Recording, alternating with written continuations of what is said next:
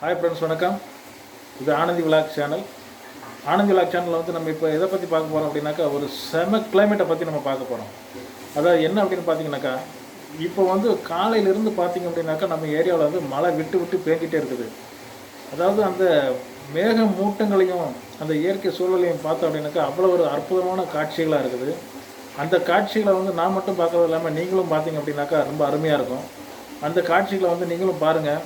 அதாவது மழை வர்ற மாதிரி இருக்குது. நான் எவ்வளோ தூரம் எடுக்க முடியுமோ அதை வந்து உடனே எடுத்து உங்களுக்கு நான் போடுறேன்.